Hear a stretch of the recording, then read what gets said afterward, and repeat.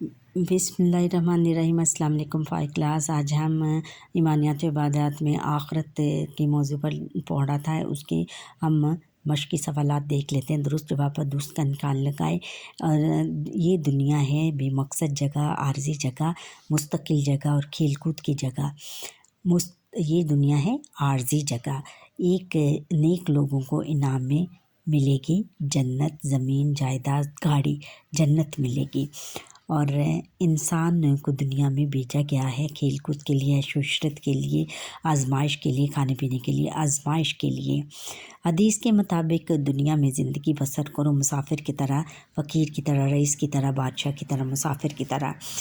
آخرت پر یقین رکھتے ہیں منافق، کافر، مشرک، مومن آخرت پر یقین رکھتے ہیں بیٹا۔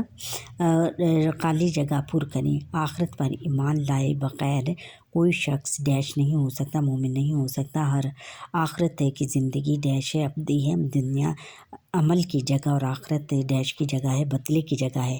نیک لوگوں کو جنت میں ہر طرح کی ڈیش میسر ہوں گی، نعمتیں میسر ہوں گی۔ آخرت پر ایمان رکھے بغیر انسان کی زندگی ڈیش نہیں ہو جاتی، پرسکون نہیں ہو جاتی۔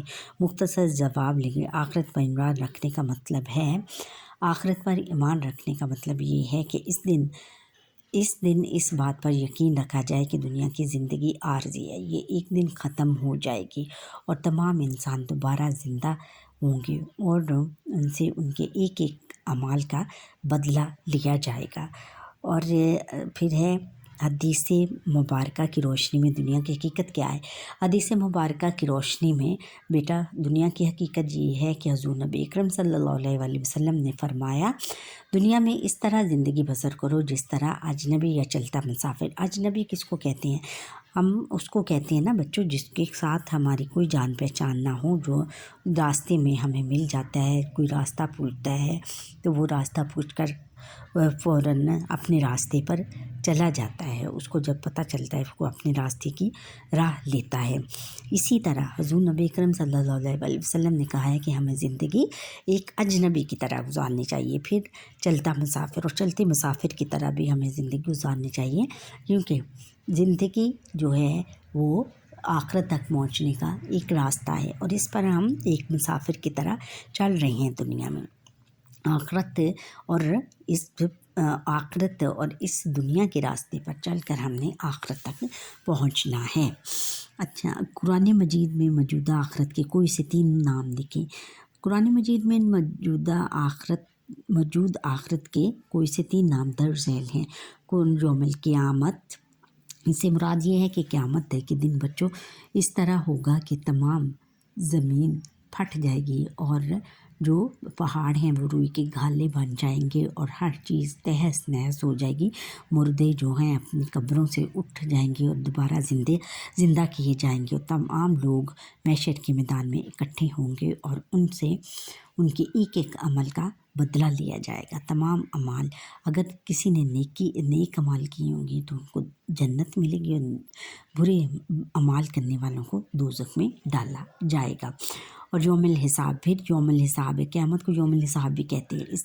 اس دن تمام لوگوں کو حساب کتاب ہوگا، ان کے ایک ایک اعمال کا حساب لیا جائے گا اس دن اور تمام لیا جائے گا۔ جن لوگوں نے نیک عمل کیے ہوں گے ان کو جنت ملے گی اور برے اعمال کرنے والوں کو دوزخ میں ڈالا جائے گا اور اس کا بہت بڑا عذاب ہے، اللہ تعالیٰ نے فرمایا ہے۔ اور یہ ہے کہ یوم الدین، پھر یوم الدین ہے، اس کا نام ایک یوم الدین ہے۔ دین یعنی اگر ہم اپنے دین کے مطابق زندگی گزاریں گے تو ہمیں آخرت میں جنت ملے گی۔ تو بچوں اسی لیے ہمیں نیک اعمال کرنے چاہیے، نیکی کے راستے پر چلنا چاہیے، نماز پڑھنی چاہیے، روزہ رکھنا چاہیے اور بھی یتیموں، مسکینوں اور بیواؤں کی کفالت کرنی چاہیے اور ہر ایک ضرورت مند کی مدد کرنی چاہیے۔ اور راہ چلتے مسافر کو اگر کسی چیز کی ضرورت ہے تو اس کو وہ چیز مہیا کرنی چاہیے، یعنی ہمیں ہر ایک کے ساتھ اچھے طرح برتاؤ کرنا چاہیے، اچھے سلوک کرنا چاہیے۔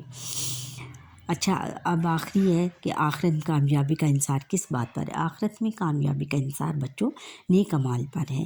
اگر ہم نیک اعمال کریں گے تو آخرت میں کامیاب ہوں گے اور ہمیں جنت ملے گی، اور وہاں بہت ساری نعمتیں اللہ تعالیٰ ہمیں بہت ساری نعمتیں عطا کرے گا جنت میں۔